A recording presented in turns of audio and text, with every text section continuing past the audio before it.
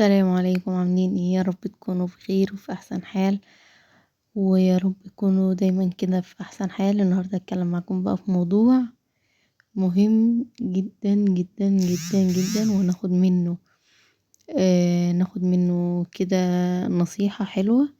ب... يعني هنتكلم في الموضوع اللي هو منتشر دلوقتي على النت وكده. موضوع فنان اسماعيل الليثي، ربنا يرحمه ويسكنه فسيح جنات، ويجعل قبره روضة من رياض الجنة يا رب، ويبدل يا رب ذنوبه حسنات يا رب، وربنا يغفر له ويرحمه، اللهم امين. احنا من كده هتكلم بقى معاكم النهارده. انا يعني وانا قاعده كده بتفرج وبسمع الناس بتقول ايه وبشوف الكومنتات، نفس الموقف ده حصل قدامي بالظبط. مش عارفه انا بيحصل معايا المواقف دي ليه، مش عارفه. بس المهم ممكن عشان انا اجتماعيه شويه وبعرف ناس كتير، فعشان كده عارفه الحاجات دي، يعني بيحصل معايا الحاجات دي. فانا جيت اتكلم معاكم في الموضوع ده. يعني ان هو لما عمل حادثه، مراته قبليها كانت طالعه ودعت عليه. عايزه اقول لكم، ممكن الواحده من كتر ما هي مقهوره بتعمل كده. وده هي بصوا، هي مش اول واحده ولا اخر واحده، في ياما ناس كتير دعت على جوازها. بس هو ده مش صح. يعني المفروض ان احنا ما ندعيش، احنا المفروض نقول ايه؟ حسبي الله ونعم الوكيل، او تهديله بصلاح الحال. ما فيش واحدة مننا اتقهرت. بص هقول لكم على حاجة، ما فيش واحدة هتدعي كده وهي اكيد دي مقهورة، اكيد كان في حاجة، اكيد الوقت. بس هي عيبها الوحيد والفرق بينها وبيننا ان هي ظاهرة حياتها على السوشيال ميديا، احنا حياتنا محدش شايفها. ياما ناس كتير وانا شفت والله العظيم بيدعوا اكتر من كده، بس هي من حرقة قلبها هي دعت، وهي ما كانتش تعرف ان هو يحصل له كده. ليه الناس نازلة فيها جلد؟ على فكرة هي في حالة صعبة جدا.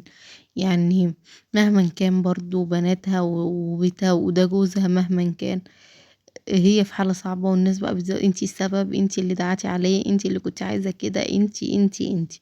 يا جماعة، هي كان وقت ساعة غضب، ساعة شيطان، وفي منا كتير. بس الفرق زي ما قلت لكم ان هي حياتها على السوشيال ميديا، فالناس شافتها. انا عايزه اقول لكم واحكي لكم القصه اللي حصلت معايا. وكان في واحده انا اعرفها، كانت يعني ايه، بيناتنا صله كبيره، كانت كل ما تقابلني تشكيلي من جوزها. بصوا مش عايزه اقول لكم والله العظيم، بيعمل فيها عمايل صعبه صعبه صعبه صعبه. يعني اقول لكم ايه، بهدله وضرب وشتيمه وطرد، وبيفرج عليها الشارع وحاجات، وتدعي على دعاء. مش عايزه اقول، بصوا مش عايزه اقول لكم دعاء بطريقه عبيطه. يعني الهي ما يقوم، الهي ما يقدر يتحرك، يقوم الصبح يلاقوه مش عارف ايه، يلاقوه متقطع جايبينه من تحت عربيه. ادعيه بصوا يعني دعاوي بطريقة ما حصلتش والله العظيم. كان مبهدلة هي بصراحة. والله العظيم والله العظيم في مرة قابلتني في الشارع على الطريق، وبقت تعيط من كتر القهرة ومن كتر الوجع ومن كتر الظلم اللي هي شايفاه.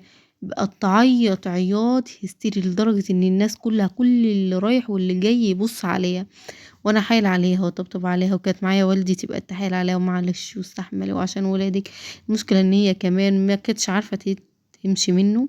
كان معاها تقريبا 3 اولاد، ايوه 3. كانت بتطلع بيقولها مش تاخدي ولا عيل. وكان باهلها كمان كانوا بيقولوا لها يعني لما تيجي زعلانه ما تجيب لناش عيال معاكي، انتي تيجي لوحدك. هي بقى بصراحه ما كانش بيهون عليها اولادها، فكانت بتقعد وتستحمل. والله العظيم في المره دي بقت تدعي على دعاء. انا عايزه اقول لكم هي المره دي انا ما شفتهاش بعديها. قعدت فتره طويله، يعني المره دي قعدت تشكي وتقول لي ده انا قلت له انا سايبه لك البيت وماشيه. مسك الواد وحط السكين على رقبته. انتوا متخيلين المنظر؟ وقال لها لو طلعت من البيت هذبحه. تعمل ايه؟ راح اضطرت ان هي تقعد وتسكت وتكمل وتعيش. وقابلاني بقى في الشارع، مش عايزه اقول لكم انا نفسي، انا ما دعتش عليه الصراحه عشان انا ما بحبش ادعي على حد. يعني انا معلش، وربنا يهديه وادعي له بصلاح الحال، وان ربنا يصلح حاله، ربنا بيغير من حال لحال. هو كان صعب صعب صعب. انا عايزه اقول لكم كان بيعمل حاجات ربنا يغفر له ويسامحه. اولا هو اتوفى. الشخصة دي لما قابلتني اخر مرة دي كانت بتدعي عليه بصراحة دعاء وحش جدا، وبعدها اختفت فترة طويلة. هي مش معاها تليفون ولا مش بتواصل معاها، هي كانت بتقابلني يعني بنتصادف كده في مكان رايحة جاية، وغابت فترة طويلة يعني غابت مثلا بتاع كام شهر كده، بتاع 6 شهور 5 شهور، وفجأة لقيتها مقابلاني لابسة اسود في اسود. والله العظيم زي ما بكلمك يا ام فلان. انا بقى بصراحة افكر حماتها ماتت لان عندها حماتها ست كبيرة، فبقول لها هي ام جوزك اتوفت ولا ايه؟ راحت قالت لي لا ده جوزي. بقول لها اه؟ قالت لي جوزي، وانفجرت من العياط. انا عايزه اقول لكم انا افكر يعني صراحه ان هي ارتاحت من اللي هو كان عامله فيها. قالت لي انا شفت اصعب واصعب واصعب من بعد ما هو توفى. ازاي يا ست الكل؟ ده انت كنت بتتمنى اليوم ده. والله العظيم انا عايزه اقول لكم لحد اللحظه دي كل ما تشوفني بتترحم عليه وبتتكسف مني، لان هي بصراحه ما كانتش بتحكي لحد الا ليه. على فكره انا قايله لها قبل ما اعمل الفيديو، انا قايله لها ومستأذناها ان انا هحكي عشان ما حدش يتكلم. ازاي يا ستي؟ ده انت اللي كنت بتتمنى اللحظه دي، وانت اللي كنت بتدعي على كده. قالت لي ما كنتش اعرف اللي هيحصل لي. ليه؟ ده انت المفروض تكوني ارتحتي بقى، خلاص هو مشي، اللي كان عامل فيه كده كله مشي. قالت لي لا والله العظيم ما عايزه اقول لكم اتبهدلت اتبهدلت اتبهدلت، وبقت حالتها مش عايزه اقول. كل ما تقوم وكل ما تشوفني بتترحم عليه، تقول لي لا انا كنت عايشه في هنا، اللي كان بيعملوا فيك. قالت لي انا شفت اكتر واكتر واكتر واكتر من اللي انا عايزه اقوله لكم. في ستات كتير بس بتندم وبتزعل وبتحزن، فبلاش تلوموها وبلاش تيجوا عليها وبلاش تدعوا، يعني بلاش اي حد يدعي على حد. ربنا يهدي الجميع وربنا يصلح حال الناس يا رب، اللهم امين. وربنا يهدي ويصلح حال الامه وشباب الامه ويغفر لاموات المسلمين كلهم يا رب.